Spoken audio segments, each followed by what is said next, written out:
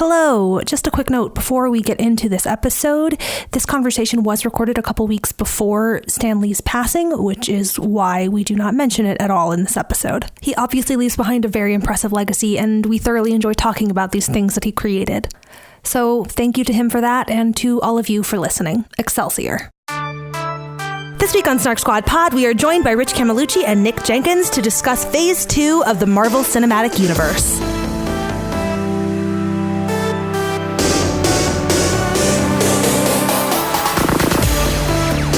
Welcome back to Snark Squad Pod. I am your host, Nicole Sweeney, and I am joined, as always, by my co-host. Hello, my name is Marines, and today we are joined by our two guests, Rich and Nick. Introduce yourselves. Hey, I'm Rich Camelucci. In addition to running arcadeaudio.net, I'm also producing a British-style quiz show that can be watched live on Twitch every Tuesday night at 8 p.m. Central Time at twitch.tv/thecrowdcomedy. It's called Let Sleeping Dogs Lie. That's also an important aspect of it.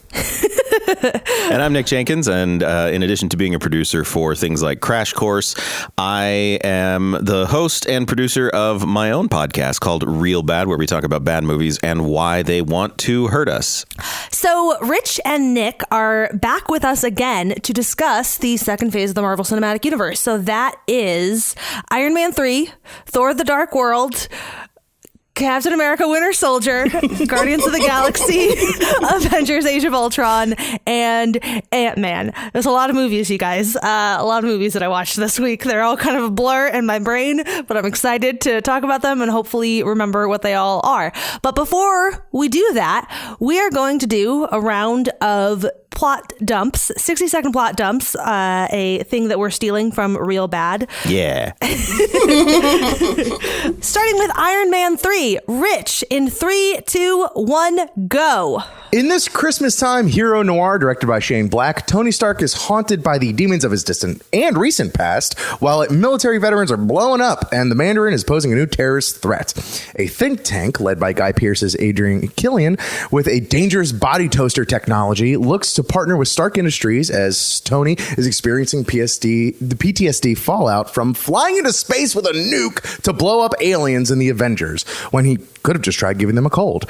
While Tony's on a precocious kid side plot in Tennessee, the Mandarin hatches a plot to kill the president, who kind of seems like a dick anyway.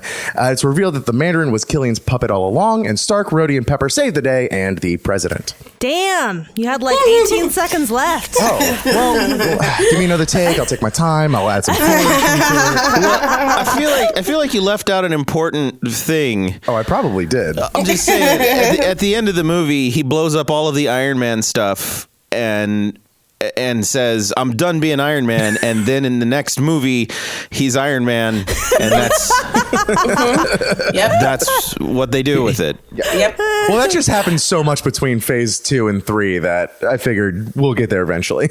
Sure. Nick Jenkins, Thor: The Dark World, in 3, 2, 1, go. After the events of the Avengers, Thor takes Loki back to Asgard, where he stands trial and is charming as usual. And then Thor is going to war against all of the realms for reasons. But the Dark Elves, which were baddies from the past, are coming back. They've woken up because this whole convergence thing is happening, where all of the realms are going to be lined up in their portals, and you can go between them. And the Dark Elves want to return everything to the dark, and they're led by Doctor Who in some pretty amazing makeup, and Thor and Doctor Who fight, but Natalie Portman is an astrophysicist who knows how to make portals, apparently, or work within the portals, and they beat the Dark Elves back, and that's it. Loki kind of dies, but he doesn't. Fake dies. All right, 5 seconds to spare. You did it. Okay. Does anybody have any objections to that plot dump before we proceed? I guess at the end of it, much like Iron Man, there's a coda at the end that we need to talk about, which is Loki takes the throne, and we don't know what happened to Odin. So that's that one thing. There's like a whole separate conversation to be had about, now that we're watching so many of these movies in this fashion, about all of the ways in which they do And now we're going to tell you more story with a random scene that like doesn't fit. Whatever. Anyway. Okay. Mari, Captain America Winter Soldier in 3, 2, 1, go. So it's, I think, about 2 years since the events of the Avengers has happened. And, what's his face? Captain America goes on. He goes on this mission to rescue some hostages from pirates, but then he gets really upset because there's like a sub mission that he didn't know about. But so it's clear that Nick Fury is like hiding some secrets from him. And then Nick Fury gets attacked by the Winter Soldier and he gets shot and he dies, apparently. So Captain America and Agent Romanoff, I forget her other name, they have to like get together along with, God damn it, all of these names are just, Falcon, I guess is his name. 15 seconds. They're looking into what's going on, the information that Nick Fury had, and it ends up that Hydra has infiltrated Shield and also, Shield and also the Winter Soldier is Bucky Barnes. That's all I got. I mean, you did get there's the most critical information in there is that Hydra infiltrated Shield. Yeah. Yes, Hydra I did it. You did, yeah. That's the key. Oh, and man. then they take down Shield. The end. Yes. All right, they put all the information. Oh, I remember, on the internet. Yeah, the internet. Yeah. Okay. Great. Well, after I'm going to follow in a similar fashion, Guardians of the Galaxy is me in 3, 2, 1. So in 1988, Peter Quill, played by Chris Pratt, well, I guess he's not Chris Pratt as a child, whatever, is his mom dies and then he gets abducted by some space pirates. And then fast forward 26 years later, and he's dancing around a planet. There's a lot of like great tone setting here, stealing a thing, but then he gets captured. And no, he doesn't get captured. Not then. He steals a thing, and it's clear that he was supposed to steal this thing for somebody else, for like his space pirate pals. But he's like, no, I'm going to go steal it for myself or sell it myself. But then while he's trying to sell it, Gamora was already introduced. I skipped that. Some people, he gets into a run-in with Gamora, who wants the thing that he has, and Groot and Rocket, who want to abduct him because there's now a bounty on Peter's head. And God, shit. Oh man, I missed the whole movie. The thing is an Infinity Stone. The thing that they have is an Infinity Stone. In the end, they like join hands and use it's the Power Stone is the one they have. Yeah, it is. Yes. Okay. I don't think do they mention that in the movie? I don't think they do. I don't think they actually name them until Age of Ultron. Okay. Anyway, an Infinity Stone is introduced here. These four become pals. Or wait, 1, 2, 5. No, 4. 5. Oh, I skipped fucking what's his name? Drax. Drax shows up. They're in prison. Whatever. There's 5. I can't imagine why you would skip him. Great. We're killing it. Back to some more prepared people. Rich. Yes. Age of Ultron. In 3, 2, 1, go. Oh, Age of Ultron. It's just a down-home country drama between Clint Barton and his estranged family on their farm. Also, yada yada, Hulkbuster Iron Man suit, yada yada, Thor sets up the Infinity Stones endgame. And Stark and Banner accidentally create a murder bot network that accidentally creates Vision. All the while, the movie tries to be a direct response to the civilian body count criticism of DC's Man of Steel by lifting a whole city into the air and dropping it with 0 casualties. What? That's about the long and short of it. That's about the super long, and then I made it super short of it. Yeah, that'll play. Any objections, Nick? Yeah, there were some casualties because that's the whole thing of Civil War in the next phase is there were casualties. Yeah, but they don't focus on them. Boy, did they try. Yeah. Okay. Last movie. Nick Jenkins, Ant-Man in 3, 2, 1, go. Scott Lang, played by Paul Rudd, is a Robin Hood for the ages, and is just getting out of prison for theft, but he has a master's degree in electrical engineering for some reason. And the Dr. Hank Pym, Michael Douglas, who is impressively de-aged, invented in the 80s the Pym particle, which shrinks the distance between atoms, and it makes you stronger at the same time and more dense, which doesn't make any sense, and that's okay. Then Hank Pym hires Scott Lang to become the new Ant-Man, to use his suit and the Pym particle to shrink down and to do espionage things.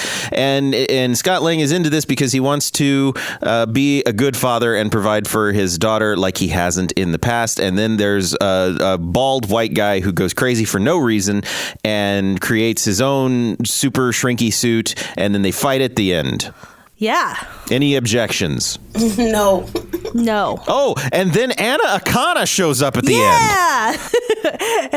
Anna Akana is randomly in it, and it's delightful. It's delightful. Okay, so I feel like I'm already exhausted, and all we did was plot dumps. But there's a lot going on, man. There's so much going on. So rather than trying to do any sort of "did you like this?" because as we discovered last time, those feelings may vary considerably from film to film.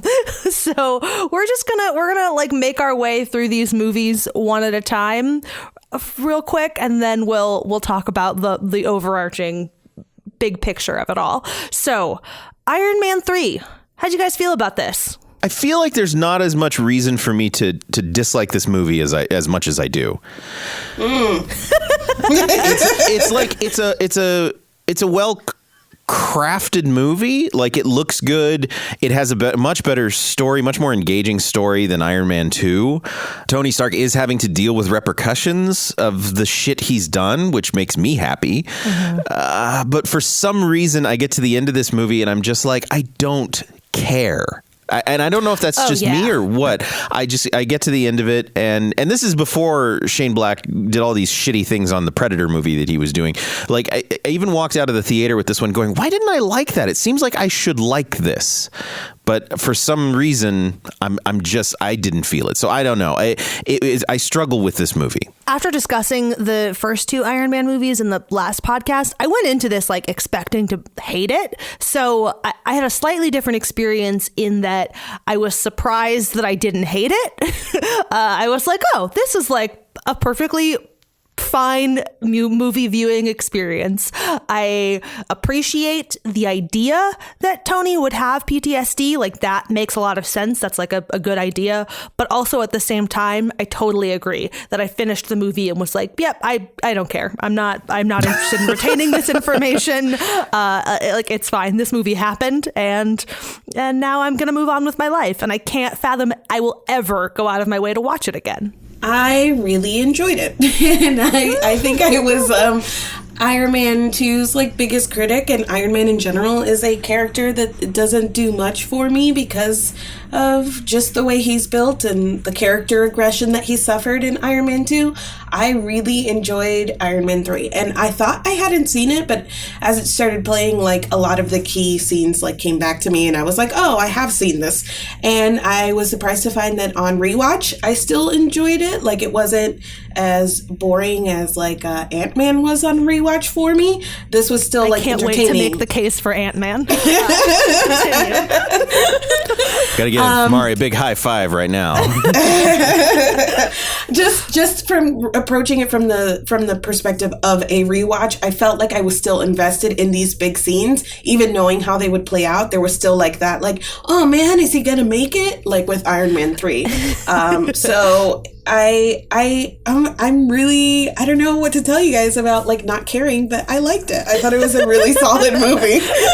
Well, and I guess that's my problem is like I don't begrudge that at all. Like, I get why this should be entertaining, but for some reason it leaves me cold, and I don't know why, because I'm going to have some criticisms of Age of Ultron that this movie like is in direct opposition to, but for some reason they're not working for me, and I don't know why. I don't have a good explanation for it. Yeah. So like I felt a little bit of diminishing returns on this because I remember coming out of the theater watching this movie, riding hard for it, like against a lot of people that were just like, no.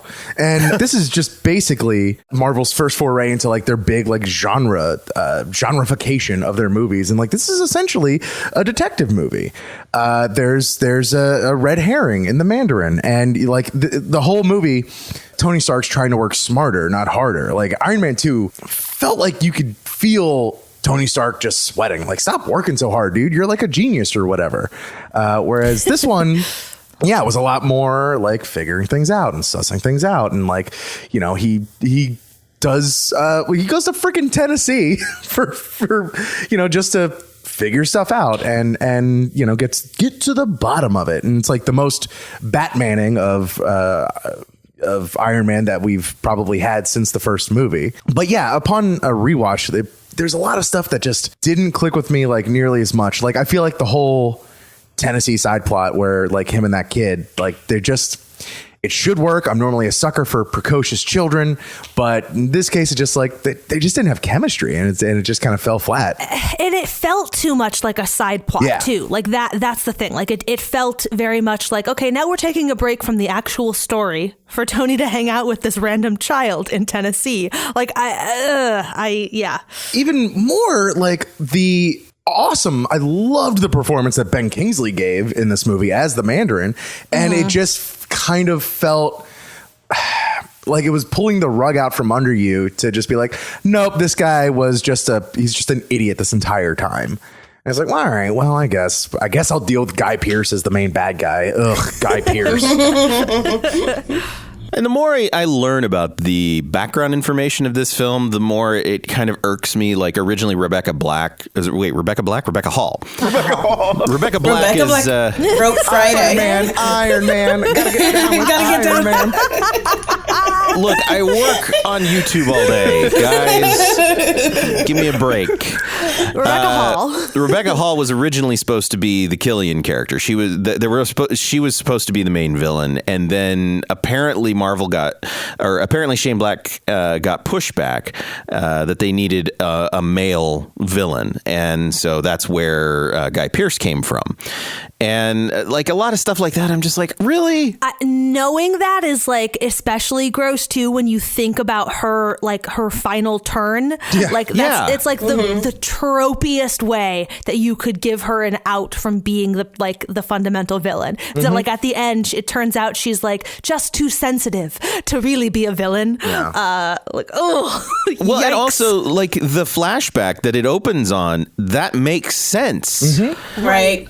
To set up a villain that way, that like that again he womanized, and Tony Stark is always creating his own worst enemies, right? By being Tony Stark, for fuck's sake, and then that doesn't really go anywhere, and so and I can understand that from a screenwriter's perspective. You have this whole thing plotted out, and then you get to that point, and you're like, well, shit, we have to change this, right? Okay, well, let's do this. Add another character into that. I was stuck on a roof for 4 hours, and I had the best view of all the fireworks. Poor me.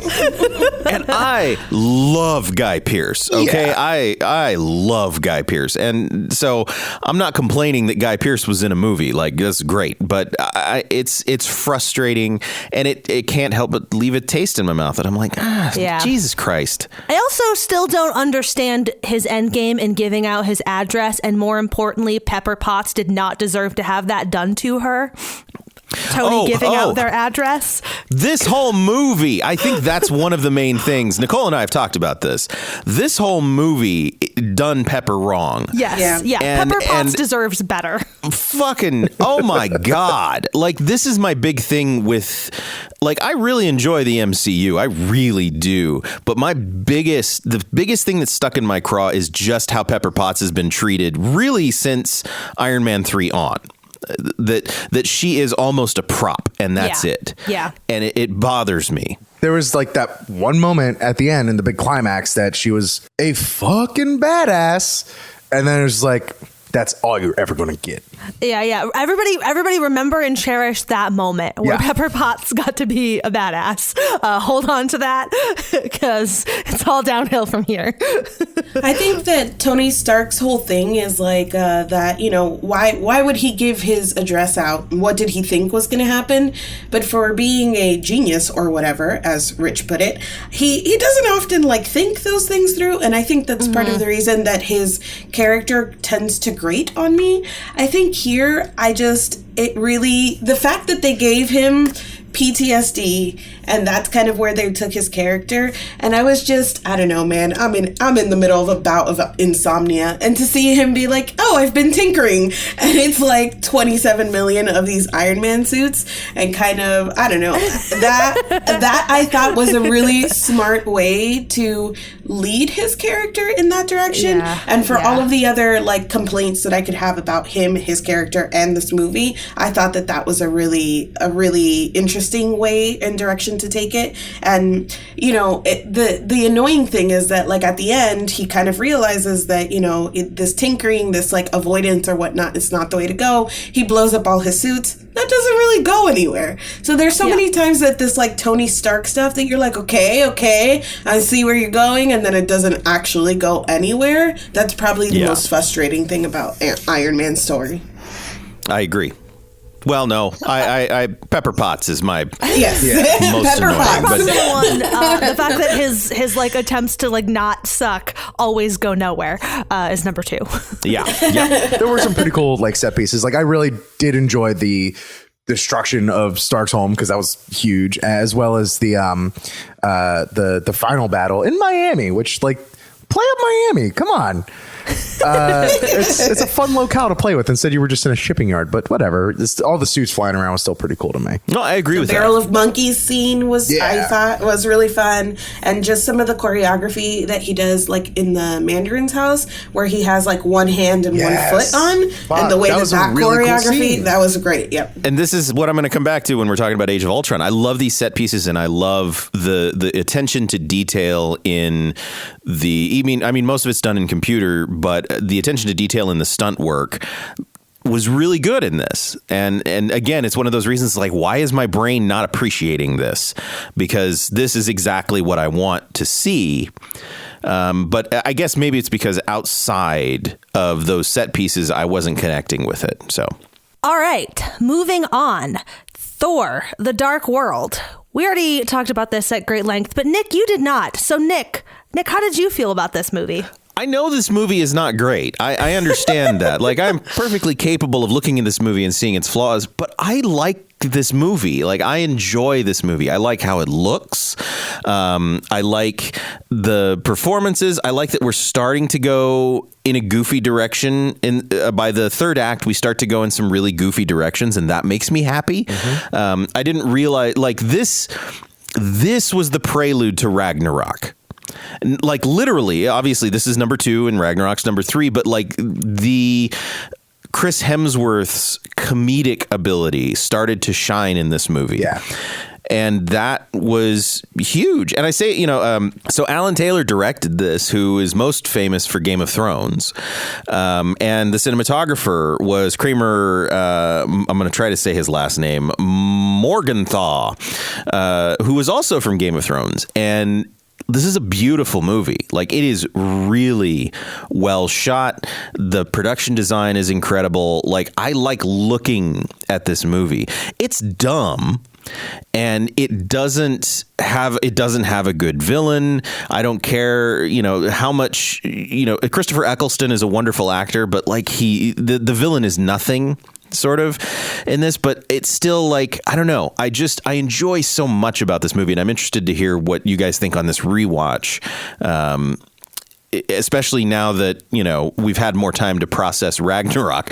Like, I don't know. What do you guys think? I still disagree that this is where we get comedic Thor. I think that there is more funny in the first movie than in this one. But I don't know. Like, it's fine. It's fine.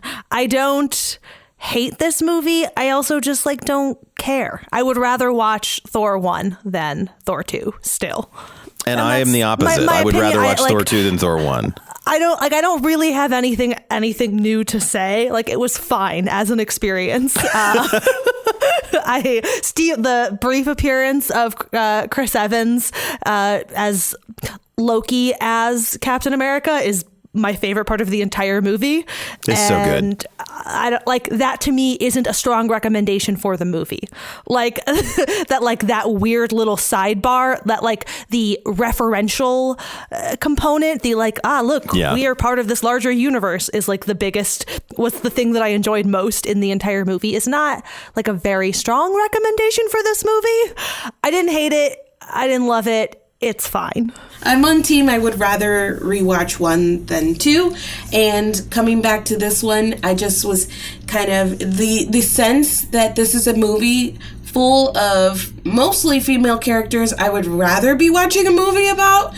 Right. It was like super, super strong on rewatch. I was like, oh yeah, I remember really liking this person I'm not going to get any more screen time with. And this person I really enjoy and I'm not going to get any more screen time with. So that was the majority of my experience rewatching Dark World. Yeah. I'm Team Nick on this one. I liked it the first go around. I enjoyed it slightly less the second go around, but I agree. I feel like this is also not just the beginning of Hemsworth's comedic chops, but also the cultivating of comedic chemistry between him and Hiddleston in the last act of the movie. I cackled again, knowing it was coming, at that Captain America cameo, and also I enjoyed Rene Russo with More to Do. I thought she killed it. I got a little bit more of a sense of like the relationship between Thor and his homies that I forget. They have a name, like the 7 or something. Like, what is it? No, the Warriors 3. The Warriors 3. Yeah. And then, the girl. And the girl. The best one.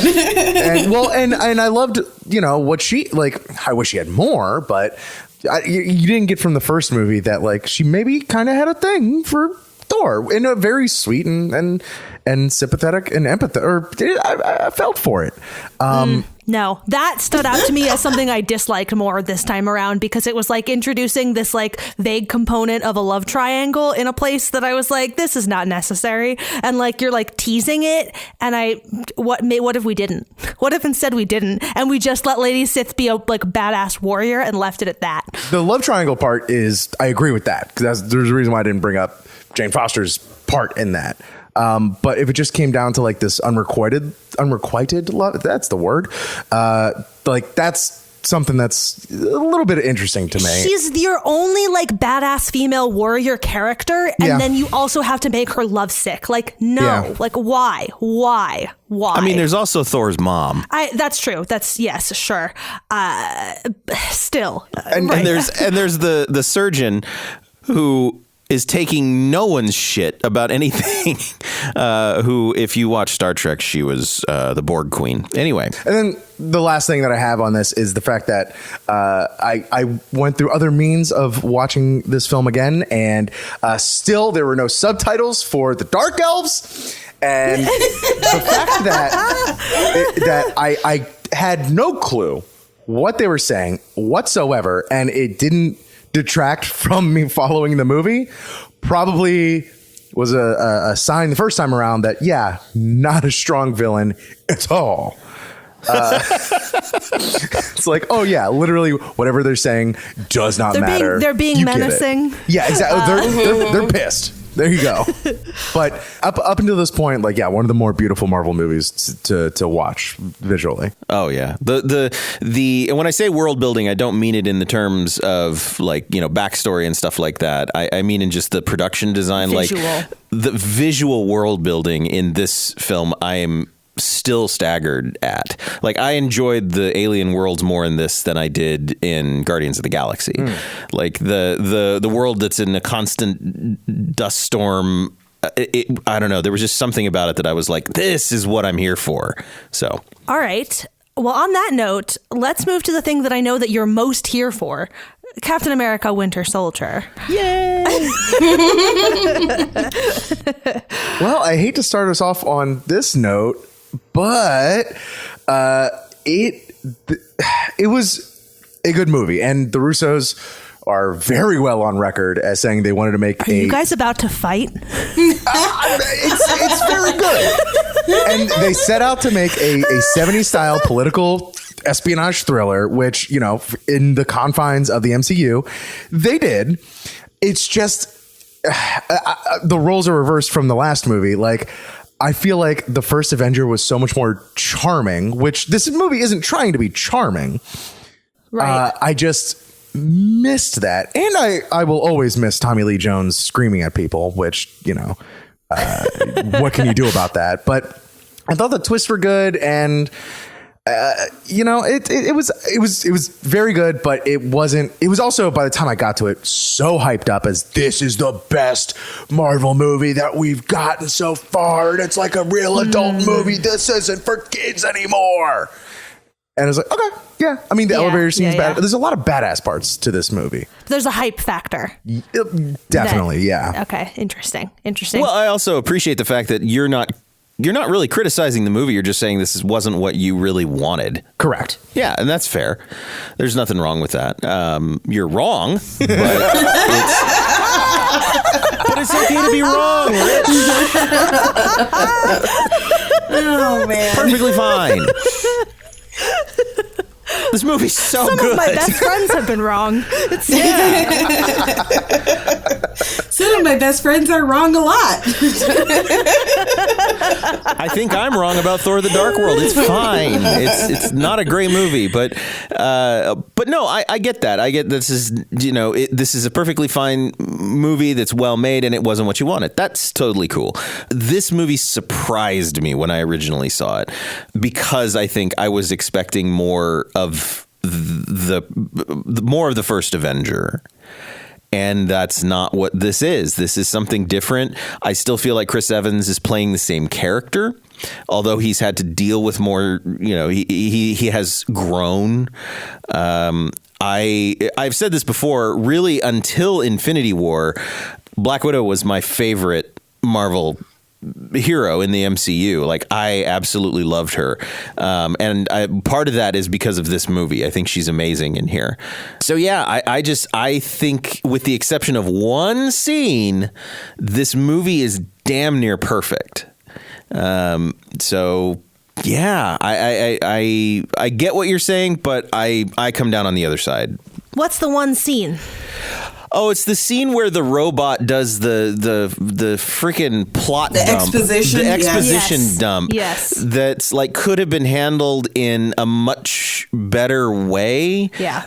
I mean, the movie's already pretty long, but like that, even in the theater, I was like, "Oh, okay, We're just gonna sit here and listen to a robot talk to us for. Right. We're still going. Okay, cool. And Yeah. it's like part villain gloating, part exposition for the entire setup of what's happening. And I was just like, oh my Lord, we're doing this. Okay, yep, we're doing this. And it's so ham-handed compared to the rest of the movie Yeah. that it just jumps out, right? I really enjoyed this as well.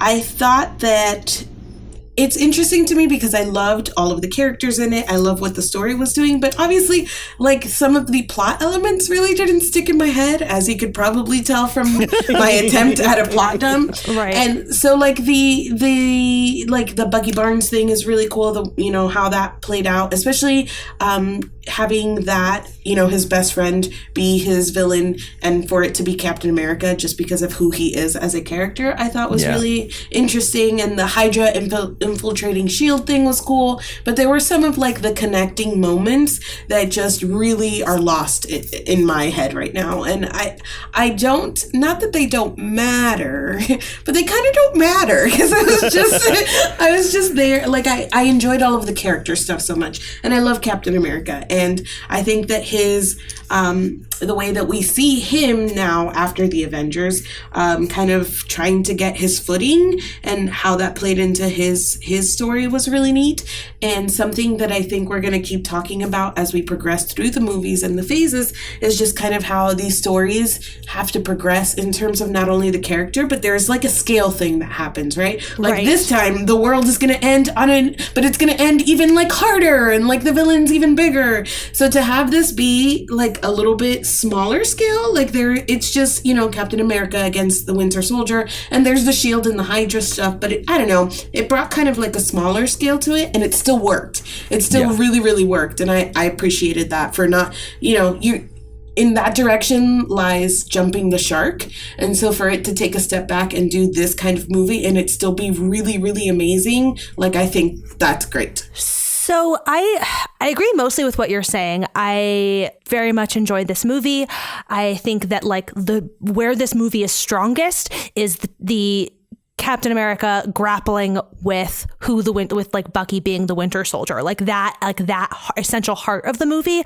Where this movie is weakest, though, is where it is doing the bigger thing, the whole like drones in the sky, algorithms to kill people, like that whole plot line, that thread of it to me. Not the like Hydra infiltrating Shield, like that good, but like the sort of like big, I don't know, technological, boogeyman of it all. Like that piece of it for me is I think where this movie is weakest. So I agree generally with what you're saying, but I think the movie was doing more of the like big, kind of like big scary stuff than you are giving it credit for, but also right, like I don't care. Right. And like frankly, it's like not the like that's like not where the heart of the movie is. It's like sort of weirdly, I don't know, kind of like on the side. And I don't know, that's the thread that I could kind of do without. I do still love this movie. I would rather watch it than Iron Man 3 or Thor 2 for sure. Oh yeah. I think I would still rather watch the first Avenger than Winter Soldier, but whatever. This does feature the greatest museum in America, the Smithsonian Air and Space Museum. So I respect that.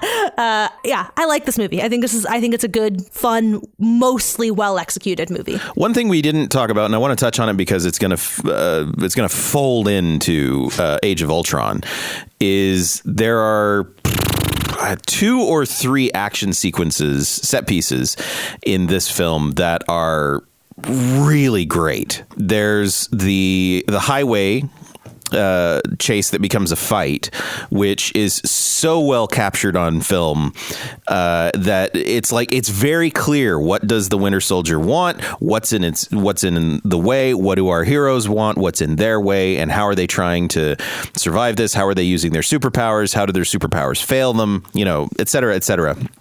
All good stuff.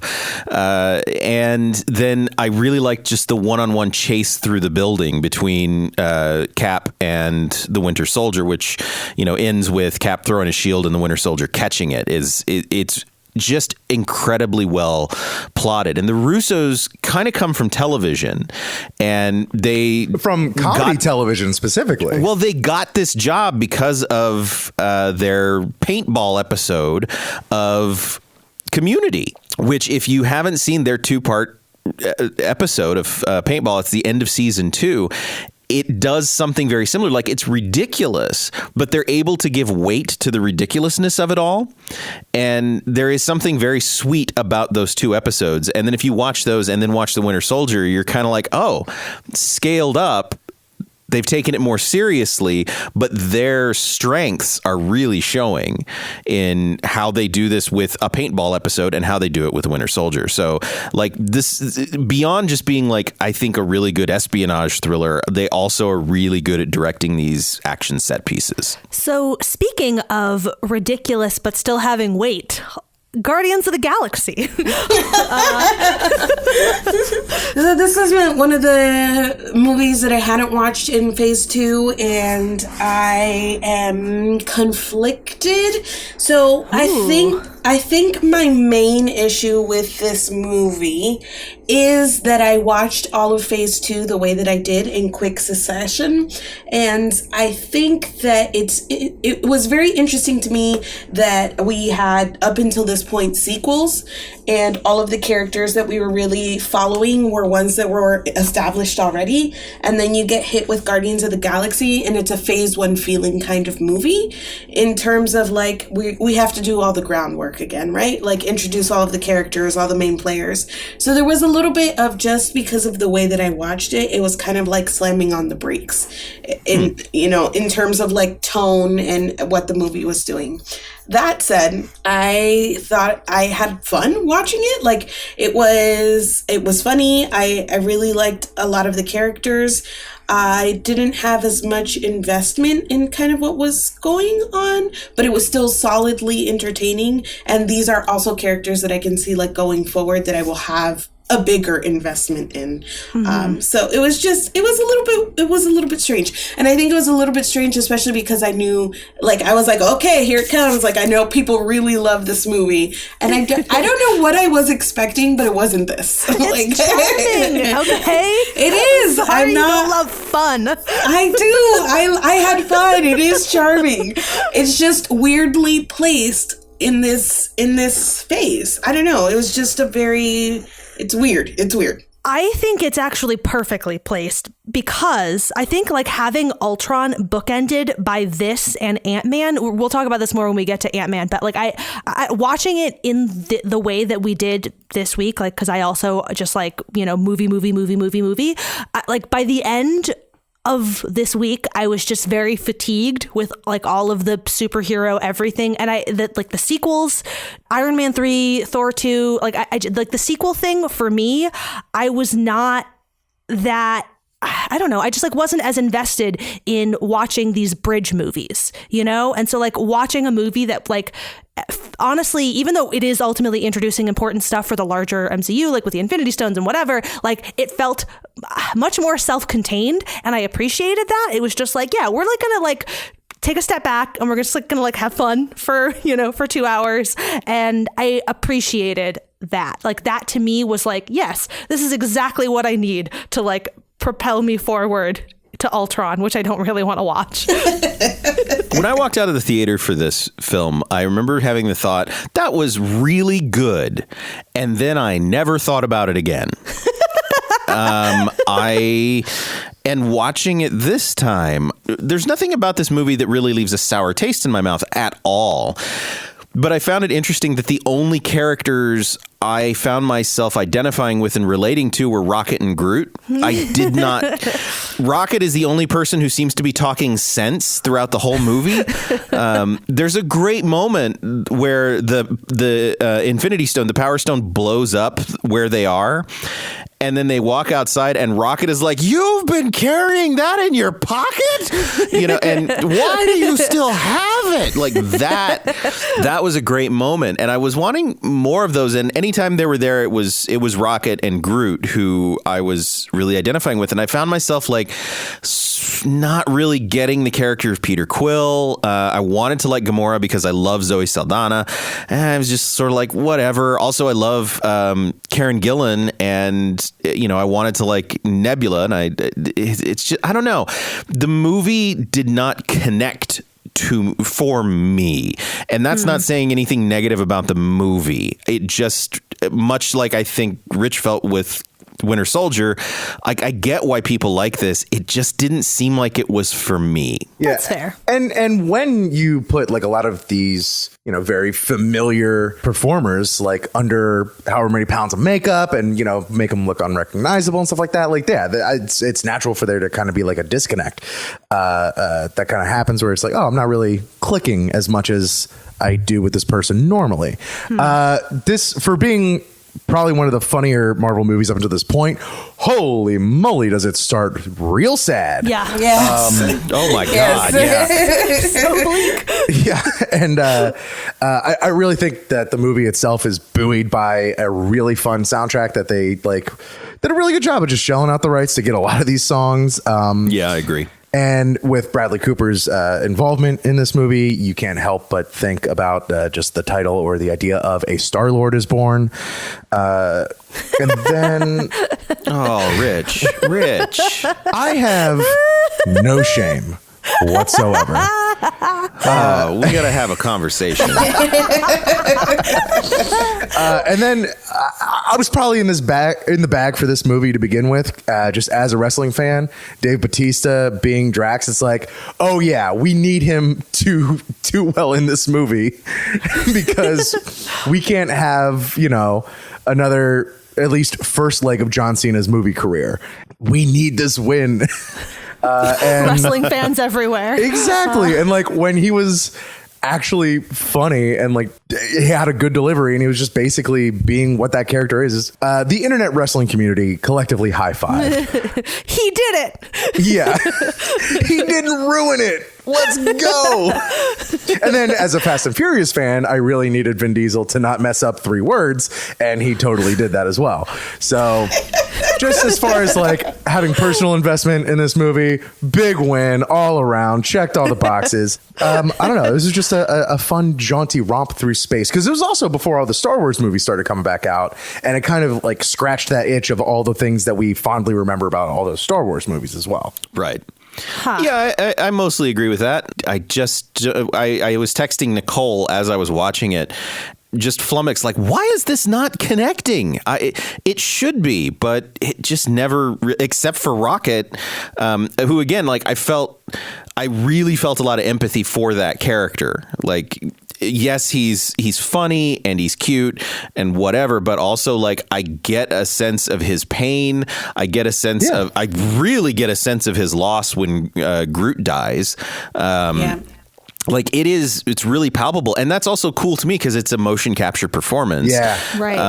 And it's really good. Like so that part of it like really connected for me. But everything else, I don't know. I feel bad because like I do recognize that it's a very good, fun movie, but it just doesn't connect for me. Also, shouts to Michael Rooker for also damn near stealing the movie. Oh my God. Yeah. Jesus. And Sean Gunn. Yeah. Like both of those guys are great in this. I wonder if I would be talking about this movie differently if it was a Guardians of the Galaxy podcast versus a Marvel Phase 2 podcast. Oh, if interesting. That makes sense. Yeah.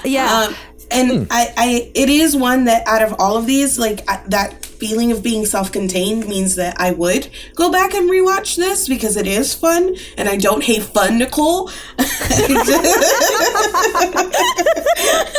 But the good thing and maybe the bad thing about like the phases and the Marvel movies is they all do very much differ in tone and kind of like the subgenres. So they're just going to land differently for different people. And I think we've seen that completely here where we're all like, these are very good movies, but whether or not they connected for you in that moment, in the way that you were watching them or whatever, we're kind of all over the place. But yes, this is a good movie. It was very funny. Groot is amazing. Like the performances were great. I don't know. That's all I got. I love this movie. But on that joyful note, Ultron, guys, Ultron. It's time. We have reached this moment in the podcast. I know Nick has like a lot of feelings. The thing that I want to say, because I just want to put a pin in it. I don't think it's a thing that we can discuss at length, but I want to put a pin in as we head into Phase 3. The fact that like the essential plot of this movie is Tony making unilateral decisions and it being bad. It being bad for them to make unilateral decisions. Nick is gonna like rage about Ultron and like foreshadowing for the feelings that I'm gonna have when we get to Civil War. So I'm just putting a pin in that idea. Nick, go ahead, lay it on me. Give me all your Ultron feels. What a mess this movie is. The bizarre thing is, so this is helmed by Joss Whedon, who helmed the first Avengers, who rewrote the script and got everything. And that movie is fairly laser focused. Right. This movie is just all over the place. Now, you can, if you want to say that's studio interference where they had to have XYZ, I don't know. He was hired to write and direct this, and the script is not great, and the direction is muddled at best at times. So just in that, I remember when I'm watching it, I sort of forget how much I don't like it until a scene ends. And then I think about that scene and I'm like, what? Why? This movie gets worse upon more viewings too. Like, that's the other thing that I found is when I first walked out of the theater, I was like, oh, I think that was okay. That wasn't too bad. Like, I enjoyed this. We were all trying to talk ourselves into it. We were the same way. It's like Phantom Menace, right? Like you walked out of episode 1 going, I don't think that was too bad. And there are things in here that I like. I think the cinematography in here is wonderful. I think the production design actually of a lot of the stuff that's going on, like in Sokovia, is particularly beautiful. I think the costume design is really cool. So there's a lot there that you can like, but like, as you know, your big event movie, this thing fails on a lot of levels. And one of the biggest problems I have with this movie is, and this is probably not a problem with the movie, this is a problem that I carry with me. And I'll be interested to see what other people think. But like, I was raised on Indiana Jones and Jackie Chan and stunt work. Like, that's where my expectations come from for a lot of action sequences. Now, that doesn't mean I hate CGI. I don't hate CGI. I think CGI allows for a lot of really good things, but that also means that the spell of watching a movie for me is, how did they do that? Like, how did they make me believe that this happened? And once you're now working with everything's inside a computer, that mystery is gone. So that leaves only the story.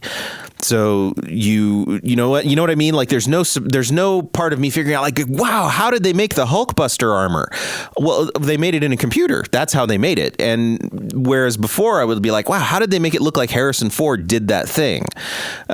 Whereas now that's not the issue. So with scenes like the Hulkbuster, I at least was able to have a thrilling moment in there because it's very clear what is happening. And I understand what Tony Stark has to do. He has to stop the Hulk from more civilian casualties, right? That makes sense. Cool. And then we can have some spectacle and carnage. But then you get to the end where they're all the Ultron bots and you got 500 Avengers now, and they're all in one tiny location trying to prevent the Ultron bots from touching something to make something blow up. And it's just noise to me. It's just pixels and noise and loud music, and I feel like an old person. I feel like I'm aging 30 years by saying this.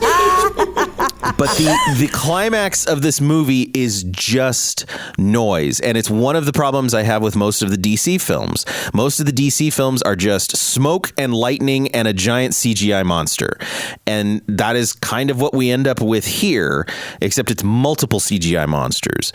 So yeah, and I'm not even bringing in my attitudes about Ultron from the comics and whatever. Like, you can rewrite this character and make him different. That's fine. I don't care. I didn't care for James Spader's performance as Ultron, but whatever. That's, they made a choice and that's fine.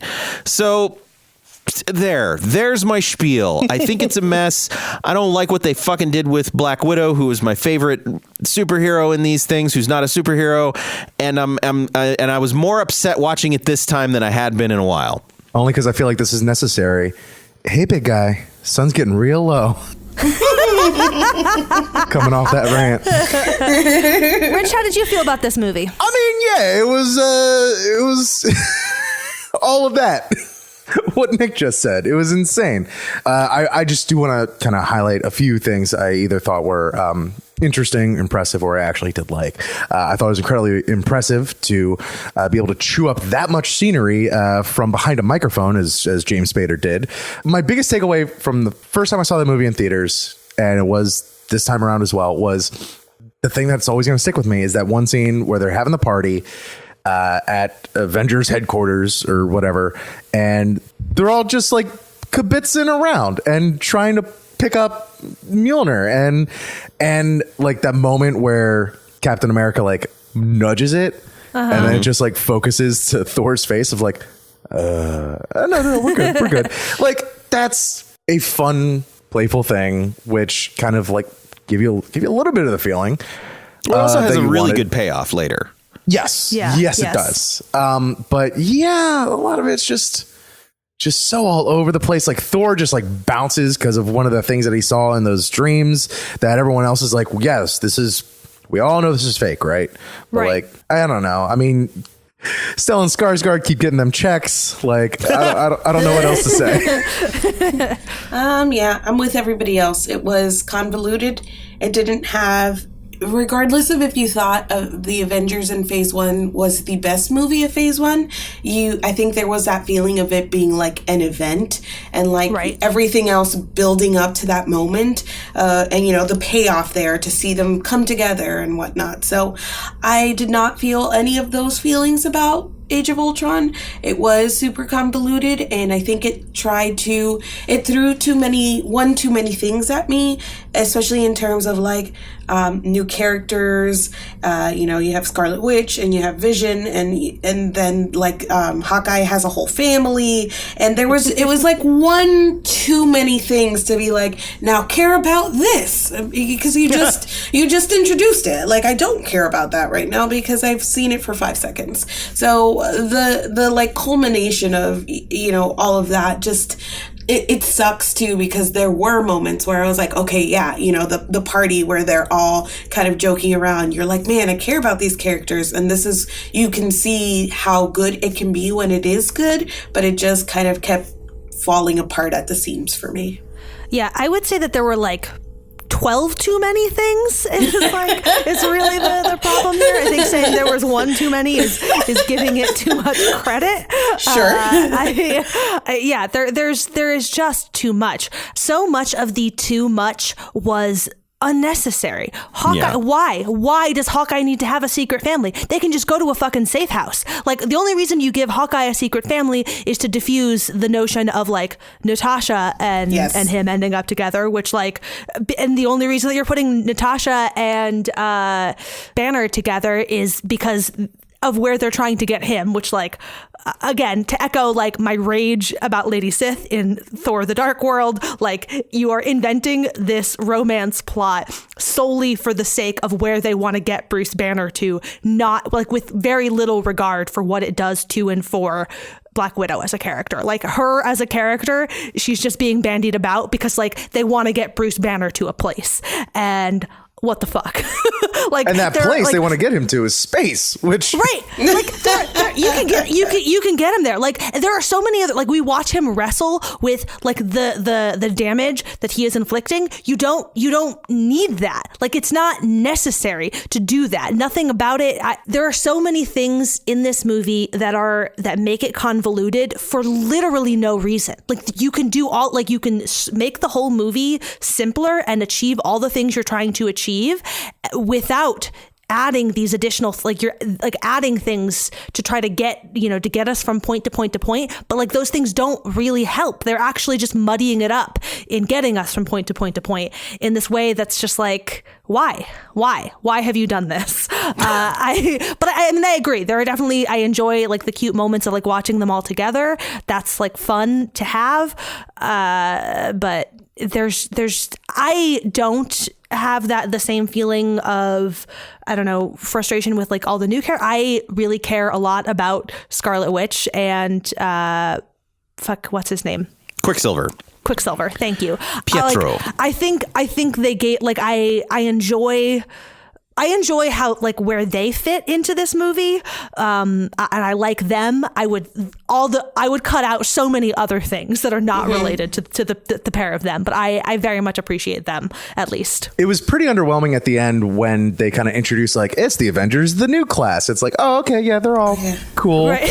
And also, shouts to Paul Bettany for doing the part of a disembodied voice since 2008, Right. and then finally getting to be in these movies. But then also, sorry to my dude for showing up on set and this is your costume. I gotta get in that thing. Oh man! Well, he even said that like it was anxiety inducing to be in that much makeup and have your ears covered, and like it was like, it was pretty harsh. I think that in theory I was kind of interested in this idea of like some of the Avengers wanting like stability, and the whole speech that Cap gives about like, you know, the guy who wanted a family and all of that, you know, he died. He went into the ice 75 years ago. So that makes sense for his character. And I like that Tony's kind of thinking about, you know, who Pepper Potts, whoever she is, you know, in theory, all of that works for me in terms of like, yeah, I get why these people would be wanting to think about something else or whatnot, but just the way that they used Natasha, and I don't know, it just the pieces were there, it just didn't come together for me. Well, and as Nicole and I have talked about many times, when you have only one woman or person of color or whatever, one woman hero in your movie, then that like becomes, whenever you do something to or with that character, that becomes all women. You know, specifically when this movie came out, Nick and I talked about this at length, and I think one of the things that got me to a place of like acceptance of this movie.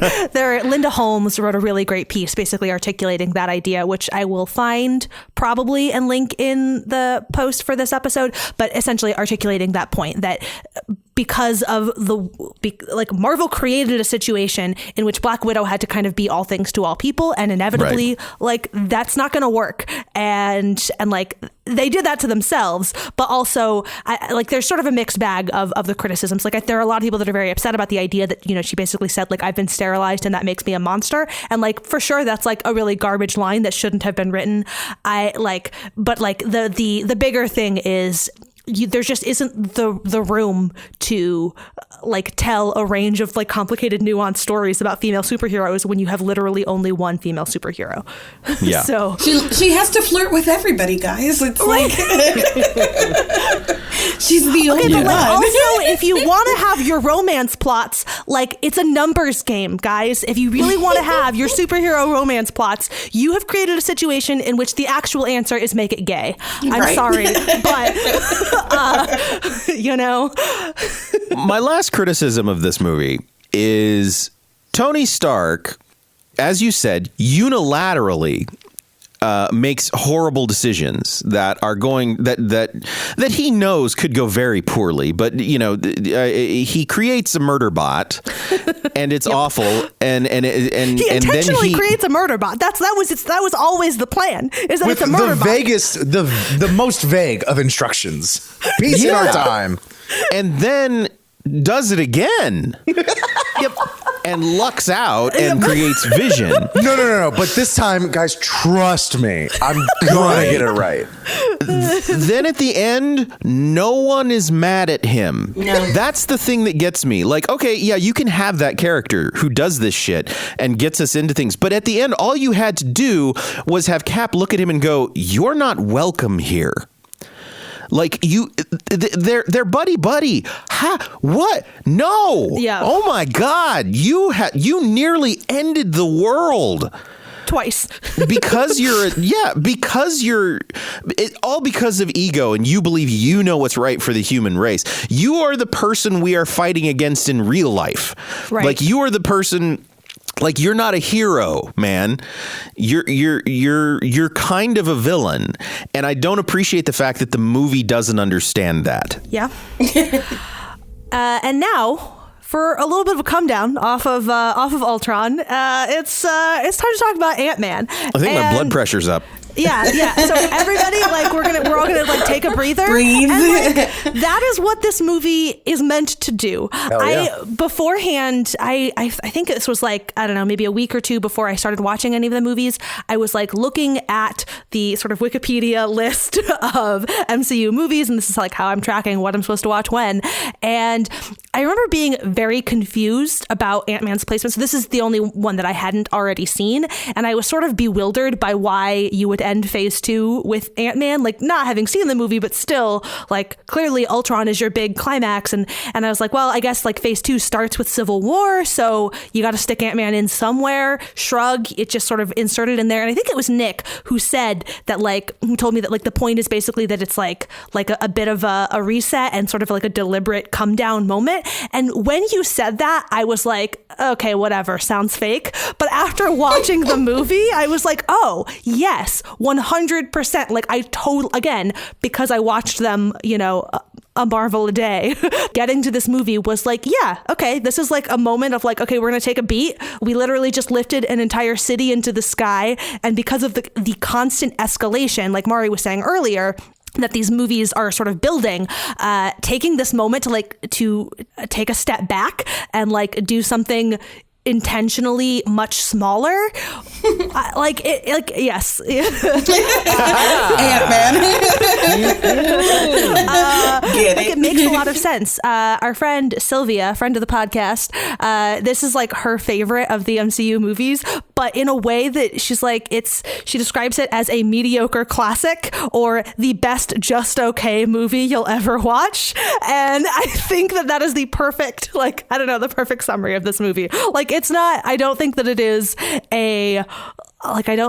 it's fine, but in a way that was like just right relative to the like larger, I don't know, everything. So that's my 2 cents on Ant-Man. I don't know.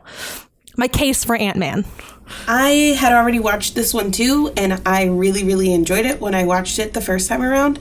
I agree that it's like the world's okayest movie, and I think after watching Ultron, there's even that sense of like, wow, this one has, you know, like a beginning, a middle, and an end. I loved it. It's great. There's like a clear plot. It has an actual plot. Mm-hmm. So that was very, very refreshing. On rewatch, I was a little bit more bored, I would say. Like, I didn't find it as enjoyable as the first time, but I don't have anything super negative to say about this. It is like very ridiculous, but I don't think we can talk about how weird or ridiculous this movie is without also leveling that same kind of criticism to Guardians of the Galaxy. Like, it's no weirder than that. Right. And I think they did it. I think they did well. And I thought it was enjoyable. Yeah, I mean, this was their, as far as their genreification, this was their go at a heist movie. It's definitely the sorbet of the MCU. Just a nice palate cleanser and like, let's get ready to move on. Yep.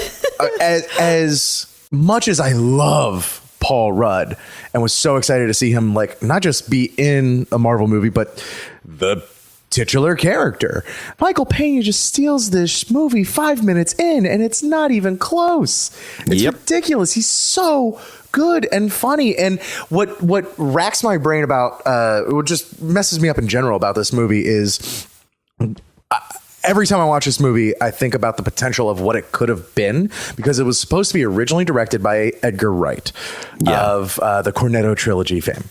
And then they had a falling out. So then Adam McKay came in and did some script work, which is like, oh, okay, well, you know, I mean, that's a pretty solid replacement. And then it ended up being directed by Peyton Reed, I believe. And it's incredibly suitable, like just iterations of everything that's already been said before I started flapping my gums. And like the one thing I was probably surprised the most about was the level of effort that Michael Douglas actually gave, because I was just expecting him to phone it in. And it's like, oh no, look at you doing some acting stuff. Trying. Okay.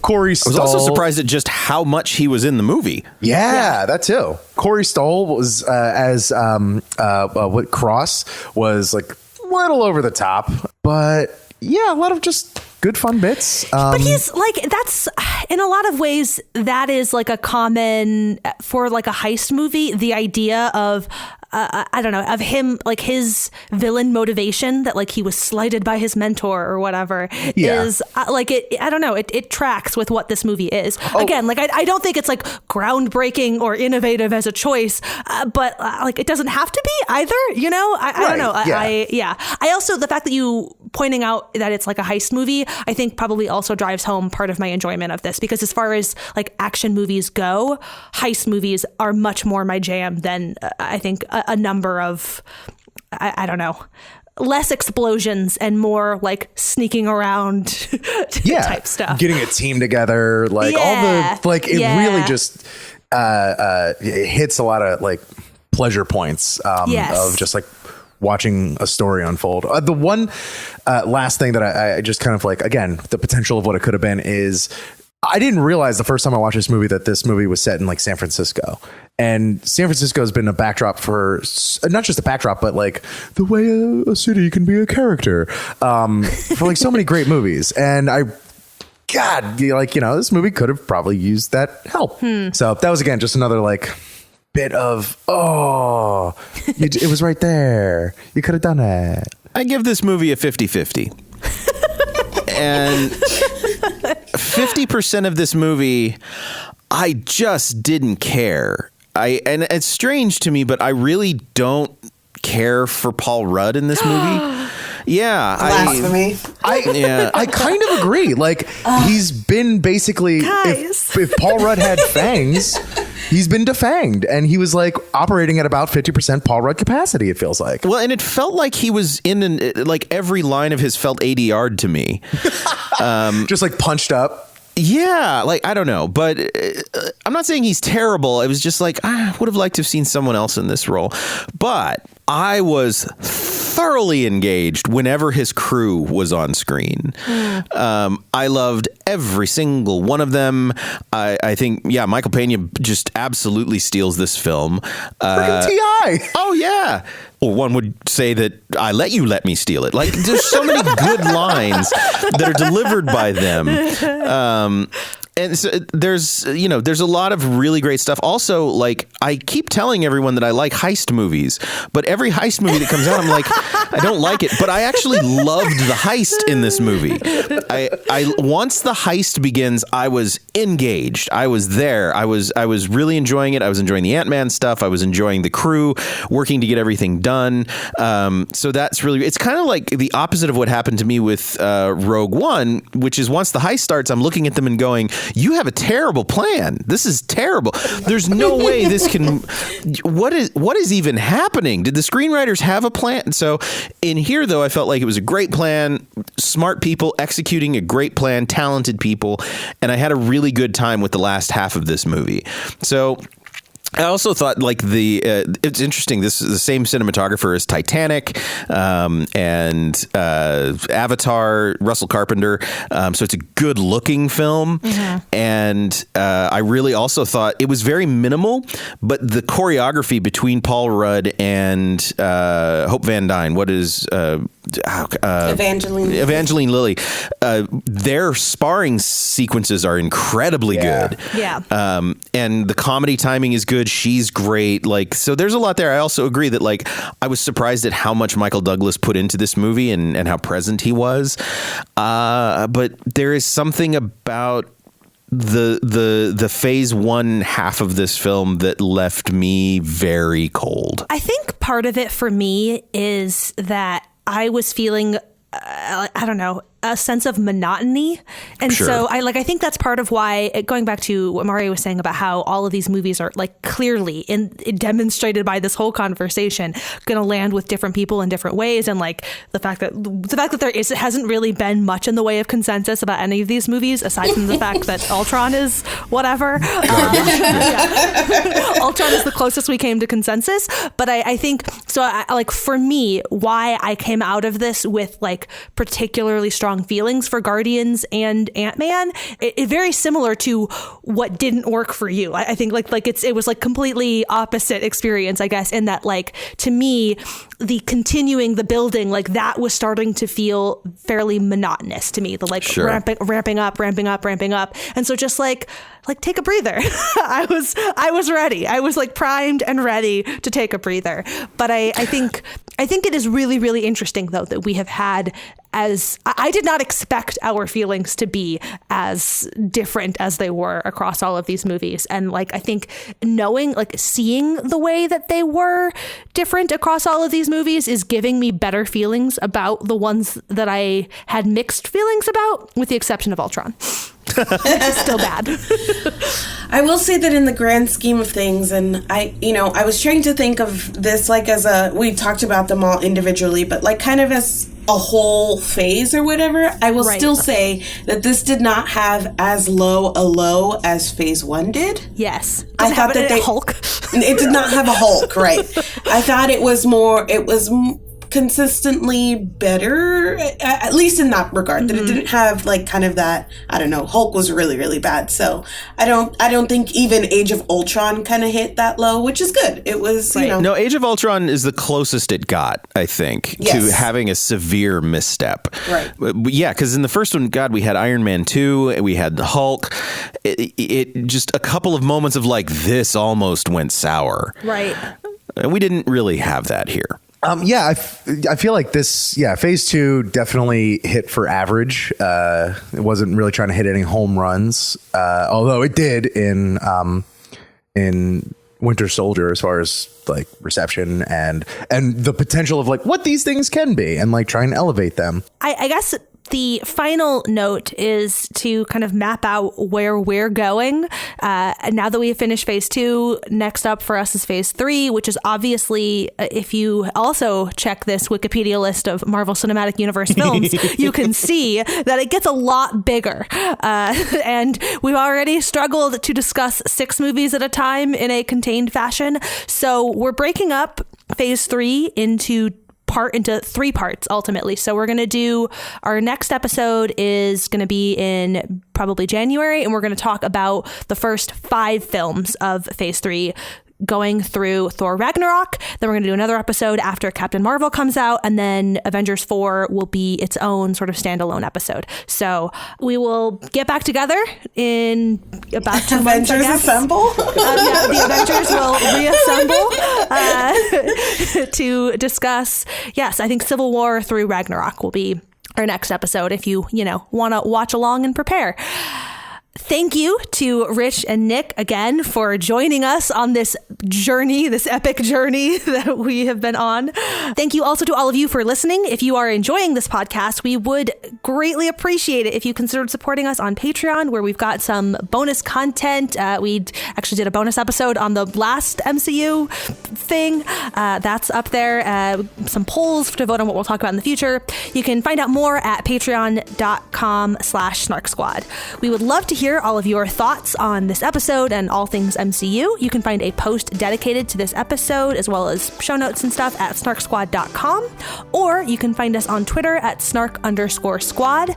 I am at Sweeney Says. You can find me at My Name is Marines. You can find me at NG Jenkins or at Real Bad Pod if you want to follow my podcast. And you can find me at Rich Cami, CAMI, or Arcade_Audio. Thank you again for joining us, and thank you as always to Stephen Chin for the delightful theme music that is playing us out right now, and we will be back in your podcast feed again next week. Bye!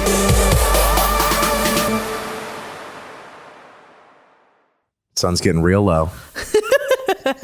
Fuck you. Oh man, that's beautiful.